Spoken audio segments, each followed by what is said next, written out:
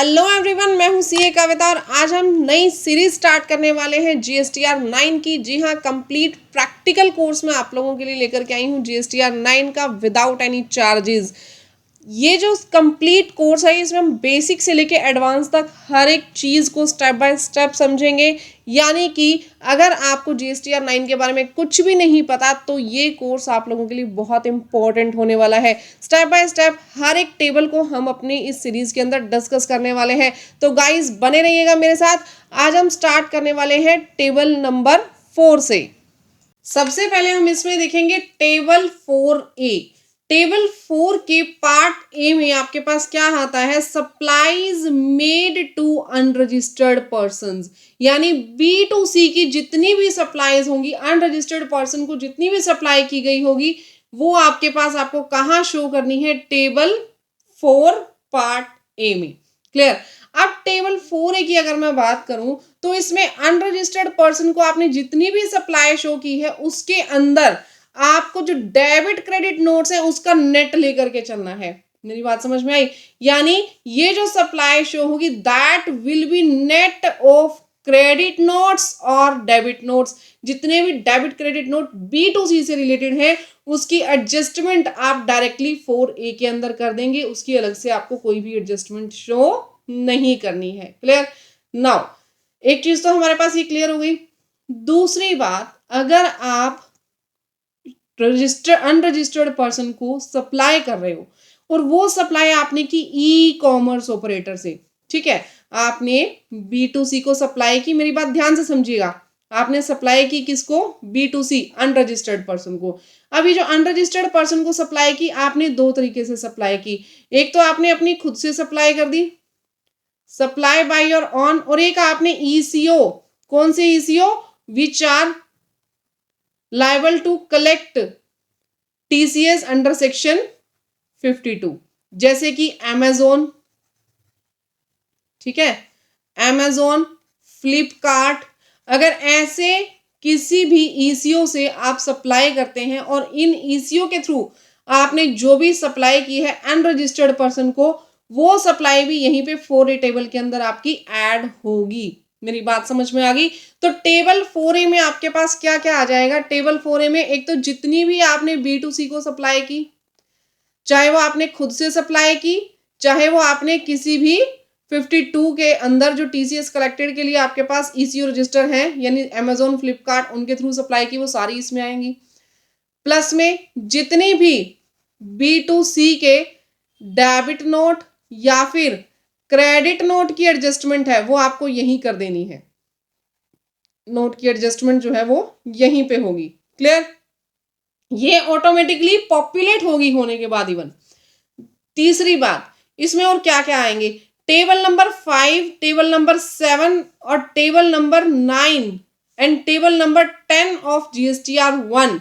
इसके अंदर जो भी आपने इंफॉर्मेशन शो की है, जितनी भी आपने अमेंडमेंट्स की हैं, उन सब का इफेक्ट आपके पास कहाँ आएगा? टेबल नंबर 4A के अंदर आएगा। लेकिन वो इम्पैक्ट कब होना चाहिए? During the financial year. ये कब होगा impact? During the financial year, यानी 31 मार्च 2025 तक के जितने भी इम्पैक्ट हैं जीएसटीआर 1 के, उसका इम्पैक्ट इस पे आ जाएगा B2C ट्रांजेक्शन से रिलेटेड। क्लियर है एवरीवन? फिर से मेरी बात सुनेंगे। जितनी भी ट्रांजेक्शन्स आपकी हुई, जो अमेंडमेंट्स हुई B2C ट्रांजेक्शन्स के रिगार्डिंग 31/3/2025 तक, which was relating to financial year 24-25, जो 24-25 की ही है, वो सब B2C ट्रांजेक्शन्स यहाँ पे आएंगी। उसके अंदर आपने खुद से सप्लाई की हो या सेक्शन 52 वाले ईसीओ से सप्लाई करवाई हो, आपको सभी की सभी B2C ट्रांजेक्शन्स यहीं पे शो करनी है। यहां तक आप लोगों को क्लियर हो गया कि इसके अंदर क्या आएगा? ठीक है मैम, टेबल 4A हमें क्लियर है B2C के अंदर कौन सी ट्रांजेक्शन्स आएंगी। नेक्स्ट हम चलते हैं supplies made to registered person यानी B2B। अब इसके अंदर आपको क्या लेना है? Supply made to registered person. अब ये जो रजिस्टर्ड पर्सन की सप्लाई है मैम, क्या इसमें भी नेट ऑफ कर देना है डेबिट क्रेडिट नोट्स का? यानी यहाँ पे जो वैल्यूज हमारे पास आएंगी, टैक्सेबल वैल्यू, क्या ये डेबिट क्रेडिट नोट माइनस करने के बाद आएगी? नहीं, यहाँ पे डेबिट क्रेडिट नोट आपने माइनस नहीं करने हैं। रीजन बीइंग, आप जब नीचे आएंगे ना तो देखेंगे यहाँ पे कि जो क्रेडिट नोट आपको इशू करने हैं उसके लिए आपको अलग से यहाँ पे स्पेस दिया है, credit note issued in respect of B2E above. यानी ये जो B2E आपके पास टेबल्स दे रखी हैं, ये जो पैरा दे रखे हैं, इन पार्ट्स के जो डेबिट क्रेडिट नोट हैं वो आप नीचे दिए गए कॉलम्स के अंदर, रोज के अंदर शो करेंगे। क्लियर? जो B2E से रिलेटेड जितने भी डेबिट क्रेडिट नोट्स हैं वो आपको यहाँ पे शो करने हैं, लेकिन ए का जो डेबिट क्रेडिट नोट यहाँ पे था वो नेट ऑफ करके यहीं पे शो होगा। जैसे 1 लाख की सेल है, ठीक है, और इसके रिगार्डिंग जो डेबिट क्रेडिट नोट्स आए हुए हैं वो यहीं पे आपको प्लस माइनस करके शो करने पड़ेंगे। Clear everyone? और B2B के आपको यहाँ पे शो करने। नेक्स्ट आपके पास बात आ जाती है जीरो रेटेड सप्लाई की। अब जीरो रेटेड सप्लाई को ध्यान से यहाँ पे पढ़िए, क्या लिखा है। जीरो रेटेड सप्लाई यानी कि export on payment of tax. Ma'am, on payment of tax मतलब वो एक्सपोर्ट जिसमें हमने टैक्स पे किया था। तो क्या मैम कोई ऐसा भी एक्सपोर्ट होता है जिसपे हम टैक्स पे नहीं करते? जी हाँ, ऐसा भी एक्सपोर्ट होता है। जीरो रेटेड सप्लाई दो तरीके की होती है, एक में हम टैक्स पे करते हैं, दूसरे में हम टैक्स पे नहीं करते हैं। देखिए, अगर मैं डिटेल में आप लोगों को बताऊं, देखिए मैं यूं मान के चल रही हूँ कि आपको जीएसटीआर 9 में कुछ भी नहीं आता, आपको बेसिक कुछ भी नहीं पता, मैं बिल्कुल डिटेल वीडियो लेकर के चल रही हूँ। आपको फास्ट ट्रैक वीडियो चाहिए, नीचे कमेंट सेक्शन में बताओ, मैं fast track, super fast track दोनों बैचेस लेकर के आऊंगी। बट फिलहाल ये जो मेरा बैच है ये बेसिक टू एडवांस है, जिसमें मैं बिल्कुल बेसिक से लेकर के चल रही हूँ कि आपको कुछ भी नहीं पता जीएसटीआर 9 के बारे में, और बहुत डिटेल में मैं आपको ये जीएसटीआर 9 यहाँ पे डिस्कस करूंगी। देखिए, अगर मैं बात कर रही हूँ ना जीरो रेटेड सप्लाई की, तो जीरो रेटेड सप्लाई एक कौन सी होती है? जो कि विद पेमेंट ऑफ टैक्स होती है। जो क्या होती है? With payment of tax. और एक जीरो रेटेड सप्लाई होती है विदाउट पेमेंट ऑफ टैक्स की। क्लियर? अब जो विदाउट पेमेंट ऑफ टैक्स की जीरो रेटेड सप्लाई है, इसमें आपको क्या करना होता है? एक एल्यूटी बॉन्ड देना होता है, अंडर एल्यूटी बॉन्ड, जो कि विदाउट पेमेंट ऑफ टैक्स की मैं बात कर रही हूँ। लेकिन यहाँ पे क्या होता है? यहाँ कोई बॉन्ड नहीं होता, यहाँ पे आपको सिंपली आईजीएसटी जो है वो पे करना होता है। अब मैम इन दोनों में फर्क क्या है? देखिए, होता क्या है कि सरकार क्या बोलती है, सरकार कह रही है कि आपके पास दो ऑप्शन है टैक्स पे करने के। अगर आप जीरो रेटेड सप्लाई को चूज कर रहे हो तो आप लोगों के पास दो ऑप्शन है। दो ऑप्शन क्या है कि एक तो या तो आप पहले टैक्स की पेमेंट कर दो, ठीक है, और बाद में उसका रिफंड ले लेना। आप क्या करते हो? जीरो रेटेड सप्लाई में माल को एक्सपोर्ट करते हो या सर्विसेज को एक्सपोर्ट करते हो, तो सरकार क्या बोलती है कि आप पहले टैक्स पे कर दो और बाद में क्या ले लो? रिफंड ले लो। या फिर आप एक काम करो, स्टार्टिंग में ही टैक्स पे मत करो, आप स्टार्टिंग में ही टैक्स पे मत करो, रिफंड का यहाँ पे सवाल ही नहीं आएगा। अब अगर आप टैक्स पे नहीं करते एक्सपोर्ट पे, तो इसके लिए आपको एक लेटर ऑफ अंडरटेकिंग देनी पड़ती है। इसके लिए आपको एक लेटर ऑफ अंडरटेकिंग जमा करवानी पड़ती है। किसको? जीएसटी डिपार्टमेंट को। तो सरकार कहती है अगर आप पहले से ही, ये हर साल रिन्यू होती है, ध्यान रखिएगा, letter of undertaking GST department को जमा करवा देते हो तो टैक्स पे करने की जरूरत ही नहीं है, फिर आपको रिफंड भी नहीं मिलेगा। अब यहाँ पे क्या होता है? टैक्स पे करने की जरूरत होती है और बाद में आपको क्या मिल जाता है जी? रिफंड मिल जाता है। मेरी बात समझ में आ गई? जीरो रेटेड सप्लाई का मतलब। अब बात करते हैं जी इसको ट्रीट कैसे करना है जीएसटीआर 9 में। तो ध्यान रखिएगा, सबसे बड़ी बात क्या है, ये जो रिफंड वाला केस है इसका जीएसटीआर 9 में ट्रीटमेंट अलग होगा। जो ये विदाउट रिफंड वाला केस है इसका जीएसटीआर 9 के अंदर ट्रीटमेंट अलग किया जाएगा। है ना मजेदार बात? तो बड़े ध्यान से आपने जीएसटीआर 9 को समझना है, बहुत ट्विस्ट आने वाले हैं ये जीएसटीआर 9 के अंदर। देखिए, सबसे पहले आपको क्या करना है, मीनिंग मैंने आप लोगों को बता दिया कि पहले आप क्या करेंगे, यहाँ पे फर्स्टली आप पेड करेंगे और फिर आपको आईजीएसटी पे करने के बाद कल को रिफंड मिल जाएगा। यहाँ पे एलयूटी जो है उसको उसको फाइल करने की जरूरत नहीं है किसी भी प्रकार से। क्लियर? लेकिन विदाउट पेमेंट ऑफ टैक्स में जो है कोई भी आपने टैक्स पे नहीं करना किसी भी प्रकार का। जो अनयूटिलाइज्ड आईटीसी है उसके इनपुट भी नहीं मिलेंगे आपको। चलो ये बात बाद की, इसको हम बाद में देखेंगे। जो रेगुलर एक्सपोर्टर है who wants tax free export, जो उनको टैक्स फ्री एक्सपोर्ट मिल जाएंगे। एलयूटी आपको फाइल करना पड़ेगा यहाँ पे। अच्छा, ये जो रिफंड है, रिफंड आपके पास अनयूटिलाइज्ड आईटीसी के वो इकट्ठे होते जाएंगे। इसको मैं यहाँ पे कंसीडर नहीं कर रही हूँ इस चीज को।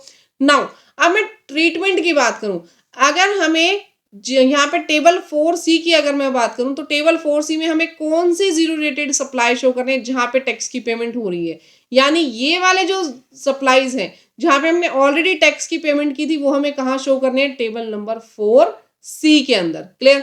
और अगर मैं बात करूं एल्यूटी वालों की तो एल्यूटी वाले मुझे कहाँ शो करने हैं, टेबल नंबर 5A में, जो कि आने वाले टाइम में अभी हम पढ़ेंगे। क्लियर। 4 टेबल कंप्लीट होने के बाद हम टेबल नंबर 5 पे जाएंगे। तो टेबल नंबर 5A में हमें जीरो रेटेड सप्लाई शो करनी है, कौन सी, जो कि विदाउट पेमेंट ऑफ टैक्स थी। वैसे आप ऐसे भी याद कर सकते हो, देखिए जो मैं टेबल नंबर 4 करवा रही हूँ ना, आप टेबल नंबर 4 में सबसे ऊपर जाइए। यहाँ पे क्या कह रहा है कि हमें क्या क्या चीजें शो करनी है, यहाँ हमें शो करने हैं वो सारे एडवांसेस, वो सारे इनवर्ड्स, वो सारे outwards made during the financial year on which tax is payable. यानी भैया टेबल 4 तो बात ही उन चीजों के बारे में करता है जिसके ऊपर टैक्स पेबल है। ध्यान से मेरी बात सुनना, table 4 is not talking about the turnover, इसमें कहीं भी टर्नओवर की बात नहीं हो रही है टेबल 4 में। टेबल 4 एकमात्र आपको चीज बता रहा है कि ऐसी चीजें, ऐसे एडवांसेस, ऐसे इनवर्ड्स, यानी इनवर्ड सप्लाई पे भी अगर टैक्स पे करना पड़ रहा है ना तो टेबल 4 बताएगा। टेबल 4 सिर्फ एक ही चीज बताता है जिसके ऊपर आपको टैक्स पे करना है, चाहे वो एडवांसेस हो, इनवर्ड सप्लाई हो, आउटवर्ड सप्लाई हो, या कोई अदर चीज हो, मतलब सिर्फ टैक्स पे करना है यार आपको। अगर जिसके ऊपर टैक्स पेबल आ गया that will be shown in table number 4। तो ऐसी जीरो रेटेड सप्लाई जिसके ऊपर टैक्स पे करना है आपको, that will be shown in table number 4। Clear. आ गया समझ में। अब मैम ये क्या हुआ, यहाँ पे तो सीजीएसटी है नहीं, एसजीएसटी है नहीं, ब्लॉक्ड हो गया। अरे भैया तुम लोग क्या कर रहे हो, जीरो रेटेड सप्लाई कर रहे हो, तो जीरो रेटेड सप्लाई तो इंडिया के बाहर ही कर रहे हो ना। जब एक्सपोर्ट कर रहे हो, एक्सपोर्ट का मतलब क्या है, out of India.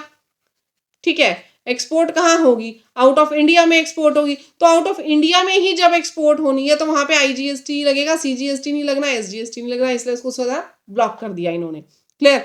Now next अगर मैं बात करूं special economic zone, special economic zone के अंदर आप लोग क्या कर रहे हो, सप्लाई कर रहे हो ऑन पेमेंट ऑफ टैक्स। यहाँ भी ऑन पेमेंट ऑफ टैक्स ही हो रही है, तो ऑन पेमेंट ऑफ टैक्स किया स्पेशल इकोनॉमिक जोन में, तो यहाँ पे भी क्या होगा, आपको टैक्सेबल वैल्यू शो करनी है, आईजीएसटी ही लगेगा क्योंकि स्पेशल इकोनॉमिक जोन से आप लोग स्पेशल इकोनॉमिक जोन में आप लोग सप्लाई कर रहे हो। सीजीएसटी एसजीएसटी यहाँ पे नहीं आने वाला है। यहाँ तक आप लोगों को क्लियर हो गया। तो ये 4 टेबल्स आप लोगों को बहुत अच्छे से क्लियर हो गई होंगी। सबसे पहले अनरजिस्टर्ड की सप्लाई हमने ले ली, चाहे वो हमने खुद से की हो या सेक्शन 52 वाले ईसीओ से की हो, अमेजोन फ्लिपकार्ट वगैरह से की हो। रजिस्टर्ड पर्सन को की तो आपके पास यहाँ पे आ जाएगा। इधर नेट लेना है डेबिट क्रेडिट नोट्स का, ठीक है, जो पार्ट ए था। पार्ट बी में नेट नहीं लेना, यहाँ नीचे अलग से ऑप्शन दिया है, मैंने आपको बताया। जीरो रेटेड सप्लाई अगर आपने पेमेंट ऑफ टैक्स की है तो जीरो रेटेड सप्लाई यहाँ आएगी, वरना कहाँ चली जाएगी, टेबल नंबर 5 में चली जाएगी। क्लियर। अब यहाँ पे सप्लाईज टू एसईजेड, एसईजेड को भी अगर पेमेंट ऑफ टैक्स के साथ दिया है तो यहाँ आ जाएगा। क्लियर। नेक्स्ट हम बात करेंगे डीम्ड एक्सपोर्ट्स की। डीम्ड एक्सपोर्ट को थोड़ा सा डिटेल में समझेंगे। अगर हम डीम्ड एक्सपोर्ट के एग्जांपल्स की बात करें तो देखो एक्सपोर्ट क्या होता है, अगर इंडिया के बाहर बेचते हैं तो हम उसको एक्सपोर्ट बोलते हैं, राइट। अगर मैंने कोई भी चीज इंडिया के बाहर सोल्ड आउट की, इंडिया के बाहर मैंने कोई भी सर्विसेज बेची, या इंडिया के बाहर मैंने कोई भी यहाँ पे गुड सेल की, तो इसको हम क्या बोलेंगे, इसको हम एक्सपोर्ट बोलेंगे, राइट। अगर इंडिया की बाउंड्री के बाहर मैंने कोई भी गुड्स बेची है तो उसको मैं क्या बोलूंगी, एक्सपोर्ट बोलूंगी। बट ये डीम्ड एक्सपोर्ट क्या होते हैं, डीम्ड एक्सपोर्ट वो एक्सपोर्ट होते हैं जो इंडिया की बाउंड्री के बाहर नहीं गए, ठीक है, which are not goes beyond the boundary line of India, लेकिन फिर भी हम उसे क्या ट्रीट करते हैं, हम उसे ट्रीट करते हैं डीम्ड एक्सपोर्ट। Clear everyone. अभी जो डीम्ड एक्सपोर्ट है इसको हम क्यों डीम्ड एक्सपोर्ट मान करके चल रहे हैं, देखिए सबसे पहला तो आपके पास है सप्लाई टू ईओयू। ईओयू यानी export oriented unit. Export oriented unit कौन सी होती है, जिनका 100% माल इंडिया के बाहर जाता है। इनका 100% माल क्या होता है, इंडिया के बाहर जाता है। ये 100% अपना माल क्या करती है, एक्सपोर्ट करती है।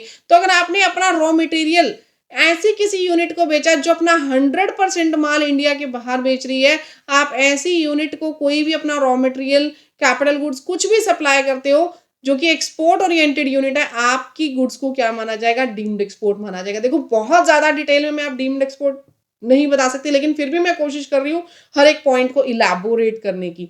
ठीक है, now next, supply against advance authorisation. अगर आपको कोई एडवांस ऑथोराइजेशन मिला है, कोई भी एक फर्म है, कोई भी एक कंपनी यूनिट है जिसको एडवांस ऑथोराइजेशन मिला हुआ है कि वो ड्यूटी फ्री रॉ मटेरियल को इंपोर्ट कर सकें। देखिए, ये कौन सी यूनिट्स होती हैं? ये वो यूनिट्स होती हैं जो कि अपना सारा माल एक्सपोर्ट करती हैं। ठीक है, और इनको एक लाइसेंस मिला होता है जिसके तहत ये जो अपना रॉ मटेरियल है वो ड्यूटी फ्री तरीके से इंपोर्ट कर सकते हैं। इनके रॉ मटेरियल के इंपोर्ट करने पे कोई भी ड्यूटी नहीं लगती। एक लाइसेंस होता है जो कि एडवांस ऑथराइजेशन के नाम से इनको दिया जाता है। क्लियर? अब ये लाइसेंस जिस भी फर्म के पास है कि वो ड्यूटी फ्री तरीके से आप जो गुड्स हैं, गुड्स इंपोर्ट कर सकती हैं, कोई भी ड्यूटी इंपोर्ट ऑफ गुड्स पे नहीं लगेगी, और वो गुड्स से जो नई गुड्स बनेंगी उनको ये एक्सपोर्ट करते हैं, तभी इनको ये लाइसेंस मिलता है। क्लियर? तो अगर ऐसे यूनिट्स को आपने माल बेचा तो वो डीम्ड एक्सपोर्ट कहलाएगा। नाउ ईपीसीजी ऑथोराइजेशन लेटर यानी एक्सपोर्ट प्रमोशन कैपिटल गुड्स। ठीक है, export promotion of capital goods authorisation letter, इसके अंदर भी आपको एक ऑथराइजेशन लेटर मिलता है जिसमें आप लोग जो कैपिटल गुड्स हैं, capital goods zero rated products के ऊपर आप लोग परचेज कर सकते हैं, मशीनरी परचेज कर सकते हो आप लोग जीरो रेटेड गुड्स पे। तो ये जो मशीनरी आपने परचेज की इसके ऊपर कोई भी आपकी जो इंपोर्ट ड्यूटी वगैरह है वो नहीं लगी। तो अगर ऐसे कोई भी लाइसेंस आपके पास है तो सामने वाला जितनी भी आपको कैपिटल गुड्स देगा ना उसके ऊपर उसको एक्सपोर्ट माना जाएगा। यानी वाई यूनिट है, देखिए वाई यूनिट है, वाई यूनिट के पास ये वाला लाइसेंस है, एक्स ने क्या किया, एक्स ने इसको सेल किया, एक्स ने वाई को सेल किया, तो जो एक्स ने सेल किया उसको हम क्या मानेंगे, उसको हम डीम्ड एक्सपोर्ट मान लेंगे, क्योंकि वाई के पास इनमें से अगर कोई भी लाइसेंस है तो उसको हम क्या मान लेंगे, डीम्ड एक्सपोर्ट मान लेंगे। मेरी बात क्लियर हो गई आप लोगों को? ठीक है मैम, क्लियर है। नाउ फिर भी कोई क्वेश्चंस है आप मुझसे कमेंट सेक्शन में पूछिए, मैं जरूर कोशिश करती हूँ कि हर एक के क्वेश्चंस का जवाब दूं। तो ये डीम्ड एक्सपोर्ट आप लोगों ने यहाँ लिख देना है, जितना भी आपकी तरफ से डीम्ड एक्सपोर्ट गया है, IGST, CGST, SGST आपको यहाँ पे शो ऑफ हो जाएगा। ये वैसे तो आपकी जो टेबल्स है ना ये एडिटेबल है, बट ये कंप्लीटली जो है GST और 1 से डाटा यहाँ पे ऑटोमेटिकली जो है वो आ जाएगा, आप लोगों के पास रिफ्लेक्ट हो जाएगा। Now advances on which tax has been paid, next आप देखेंगे advances on which tax has been paid but invoice has not been issued not covered under A to E above. यानी कि ऐसे एडवांसेस, आप advances का मतलब समझते हो मैम? एडवांसेस के ऊपर भी GST पे करना जरूरी होता है? जी हाँ, एडवांसेस पे GST पे करना जरूरी होता है। आप लोगों को अगर गुड्स का एडवांस मिला, ध्यान रखिएगा, अगर आप लोगों को गुड्स का एडवांस मिला तो आप लोगों को GST पे नहीं करना होता, but if you get the advance related to services तो आपको इसके ऊपर GST लगता है। ध्यान रखिएगा, यहाँ पे GST पे करना बहुत जरूरी है।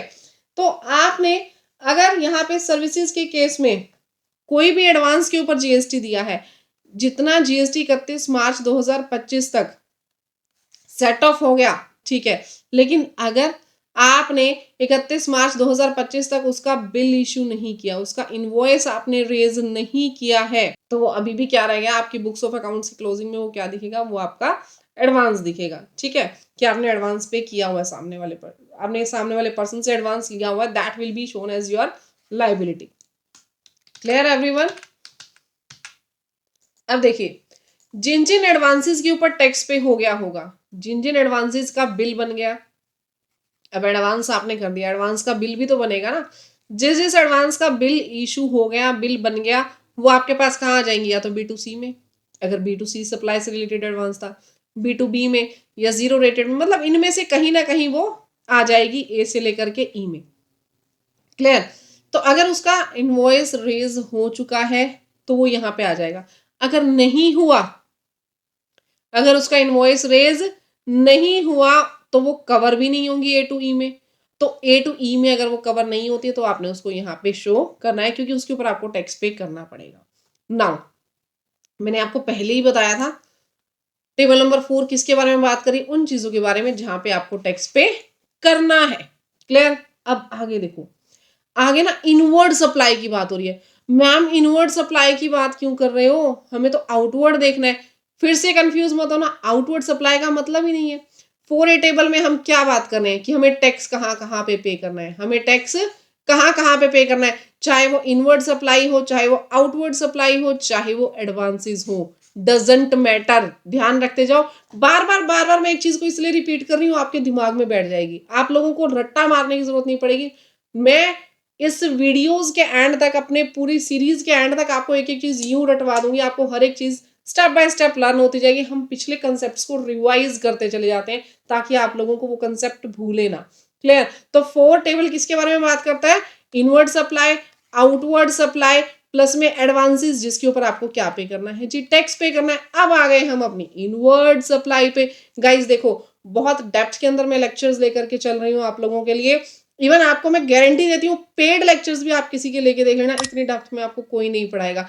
बट मेरे लिए सिर्फ एक ही कंसिडरेशन आप लोग करके जाइएगा, मेरी चैनल को सब्सक्राइब, वीडियो को लाइक और शेयर जरूर कीजिएगा, क्योंकि मैं बहुत मेहनत कर रही हूँ। एक कंसिडरेशन मेरी तरफ आप लोगों का भी बनता है। अदर देन दैट मैं कभी अपने आप को एडवर्टाइज नहीं करती कि आप पेड मेरे लेक्चर्स आप लोग खरीदो। मैं सबको कहती हूँ यूट्यूब पे फ्रीली अवेलेबल है, आप लोग सब पढ़ें, इंजॉय करें, आगे बढ़ें। Now inward supplies on which tax is to be paid on reverse charge basis. Reverse charge basis पे जिसपे आपको टैक्स पे करना है। जैसे कि आपने कोई भी सर्विसेज ले ली, फॉर एग्जाम्पल आपने ट्रांसपोर्टेशन की सर्विसेज ली, आपने जो ट्रांसपोर्टेशन की सर्विसेज ली, फ्रेट पे कर दिया 10,000, तो आपके 2B में रिफ्लेक्ट हो जाएगा ये 10,000। इसके ऊपर आपको क्या करना है, 5% के रेट से RCM में पेमेंट करनी है। मेरी बात समझ में आ गई? 5% के रेट से रिवर्स चार्ज मैकेनिज्म से आप पेमेंट करोगे। या फिर आपने किसी एडवोकेट से सर्विसेज ली, एडवोकेट से सर्विसेज ली कितने की, 50,000 की। अब जो एडवोकेट से सर्विसेज लिए, इस पे भी RCM के बेस पे आपको टैक्स पे करना है। तो ये सभी जो टैक्सेबल आप टैक्स आप पे कर रहे हो एज पर RCM, वो कहाँ पे शो करना है, यहाँ पे।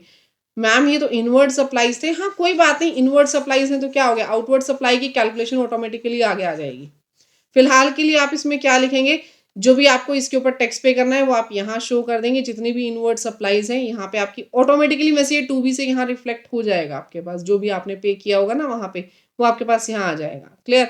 कुछ रह गया था पे होना तो वो आप दिखा देना। नाउ नेक्स्ट पे चलेंगे, supplies on which e commerce operator is required to pay tax. Supplies जहां पे ई कॉमर्स ऑपरेटर, उसको जरूरत है टैक्स पे करने की एज पर सेक्शन 9(5). यानी 9(5) के अंदर आपको ध्यान है ना कौन टैक्स पे करता है। जैसे जोमेटो, स्विगी, जो ऊपर मैंने बात किए थे ना, जो यहां पे मैंने बात किए थे, वो कौन से ECO थे, सेक्शन 52 वाले। ठीक है? जैसे कि अमेजोन, जैसे कि फ्लिपकार्ट। ठीक है? यहां मैं किसकी बात कर रही हूं, मीशो। यहां मीशो भी लिख दीजिए आप, वो भी सेक्शन 52 वाला ECO है। यहां पे मैं किसकी बात कर रही हूँ, यहां पे मैं बात कर रही हूँ सेक्शन 9(5) वाले ECO की, जैसे कि जोमेटो, स्विगी, ओला, उबर। ये लोग क्या करते हैं, ये लोग टैक्स खुद से पे करते हैं, ये लोग टैक्स खुद से पे करते हैं। तो यहाँ पे जो लोग खुद से टैक्स पे कर रहे हैं, ठीक है, जो ये मैं यहाँ पे रिपोर्टिंग कौन करेगा, यहाँ पे रिपोर्टिंग करेगा जोमेटो, आपको नहीं करनी। देखिए एक पर्सन है, एक पर्सन है बेकरी चला रहा है, ठीक है, he is supplying goods through Zomato, Swiggy etcetera. ठीक है, जोमेटो स्विगी से ये सप्लाई कर रहा है। कितने की सप्लाई की, 5 लाख की। कितने की सप्लाई की, 5 लाख की। टैक्स कौन पे करेगा जी, जोमेटो पे कर देगा। क्लियर? अब यहां पे जो आपके पास ये टेबल है, टेबल नंबर 4G1। अभी जो टेबल नंबर 4G1 है, यहाँ पे कौन अपनी सेल्स दिखाएगा, यहाँ पे कौन इस वैल्यू को शो करेगा, 5 लाख को। यहाँ पे ये वैल्यू शो करेगा जोमेटो। पहली बात तो ये सेल किसकी है, ध्यान से मेरी बात सुनो, this is the sale of A. ये 5 लाख ए की टर्नओवर है, ना कि जोमेटो की। ये जोमेटो की टर्नओवर नहीं है, मेरी बात ध्यान से समझना, ये जोमेटो की टर्नओवर नहीं है। जोमेटो सिर्फ क्या करता है कि टर्नओवर तो एक ही है, लेकिन टैक्स खुद से पे कर देता है, क्योंकि छोटे छोटे अनरजिस्टर्ड पर्सन को, अब देखो एक रेडी वाला जो है वो भी जोमेटो से कहीं ना कहीं डिलीवरियां करता है, तो ऐसे तो उस रेडी वाले को भी बेचारे को क्या लेना पड़ जाएगा, जीएसटी रजिस्ट्रेशन लेना पड़ जाएगा।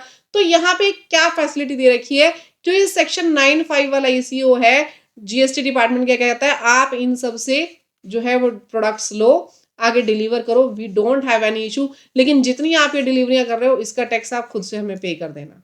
मेरी बात समझ में आई? इसका टैक्स जोमेटो क्या करेगा, जोमेटो जीएसटी डिपार्टमेंट को पे कर देगा। बट इसका मतलब ये थोड़ी है कि ये जोमेटो की सेल बन गई 5 लाख की, नहीं, जोमेटो की सेल तो वो कमीशन है ना जो उसको बचेगा। अब इसके ऊपर कमीशन फॉर एग्जाम्पल इसको बचा सिर्फ और सिर्फ 5,000 रुपए, तो यहाँ पे जोमेटो की सेल क्या होगी, ये 5,000 रुपए, ना कि ये 5 लाख रुपए। बट फिर भी जोमेटो इसको टेबल नंबर 4 में शो करेगा। क्यों? क्योंकि टेबल नंबर 4 क्या कहती है, टैक्स किस किस पर पे किया, टैक्स किस किस पर पे किया, तो टैक्स तो जोमेटो ने इस पे भी पे कर दिया ना। मेरी बात समझो, कंसेप्चुअल क्लैरिटी दे रही हूं आप लोगों को। जोमेटो ने टैक्स तो इस पर भी पे कर दिया ना। हाँ जी मैम, टैक्स तो पे कर दिया, पे कर दिया, तो आ जाओ टेबल नंबर G1 पे। G1 क्या कह रहा है, ये कह रहा है जी supply on which ECO is required to pay tax as per section 9(5), जहां पे ईसीओ टैक्स पे करेगा including amendments if any, ECO to report. ध्यान रखने की जरूरत भी नहीं है, इतना लिखा हुआ है साफ साफ। इसको कौन रिपोर्ट करेगा, इसको ईसीओ रिपोर्ट करेगा, यानी जोमेटो वाला रिपोर्ट करेगा। तो ये सब ट्रांजेक्शन्स यहाँ पे आ जाएंगी। क्लियर? अभी हमारे पास यहाँ पे टोटल आ गया। नेक्स्ट आ जाएंगे डेबिट क्रेडिट नोट्स पे। जितने भी क्रेडिट नोट्स हैं वो यहाँ पे एडजस्टमेंट आप दिखा देंगे, क्रेडिट नोट माइनस हो जाएंगे, डेबिट नोट यहाँ पे प्लस हो जाएंगे। क्लियर?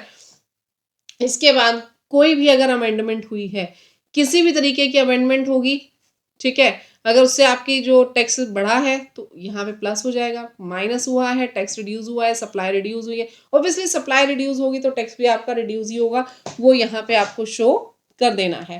क्लियर? अब यहां तक आप लोगों का क्लियर हो गया। अब नेक्स्ट देखिए, supplies and advances on which tax is to be paid. Supplies और एडवांसेस जिसके ऊपर टैक्स पे करना है, H+M। H के अंदर क्या आ गया, A to G1 का टोटल, यानी जितनी भी हमारे पास ये सप्लाईज थी, advance, inward supplies, outward supplies, ठीक है, यहां से G1 तक का टोटल हमने ले लिया। M में यहाँ से यहाँ तक का टोटल आ गया, ये हमारे पास H+M, यानी जितना भी हमने अभी ऊपर देखा कहाँ पे टैक्स पे करना है जीएसटी डिपार्टमेंट को, जिस भी पर्सन की आप GSTR 9 फाइल कर रहे हो उसने, तो उन सब का टोटल आप लोगों के पास यहाँ पे आ जाएगा। टेबल नंबर 4 आप लोगों को क्लियर हो गई। तो गाइज कैसी वीडियो लगी टेबल नंबर 4 की? कल हम लेकर के आएंगे टेबल नंबर 5 और 6 की वीडियो। तो गाइज अगर वीडियोस अच्छी लग रही है तो वीडियो को लाइक, चैनल को सब्सक्राइब करना मत भूलिएगा, अपने दोस्तों के साथ भी शेयर करो। बहुत अच्छे तरीके से इस बार आपकी GSTR 9 फाइलिंग होने वाली है। बस एक काम करके जाइएगा, जाने से पहले चैनल को सब्सक्राइब जरूर करके जाना और कमेंट सेक्शन में जरूर बताना वीडियो आप लोगों को कैसी लगी। मिलते हैं नेक्स्ट वीडियो में, तब तक के लिए thank you, bye bye, take care everyone. हंसते रहिए, मुस्कुराते रहिए।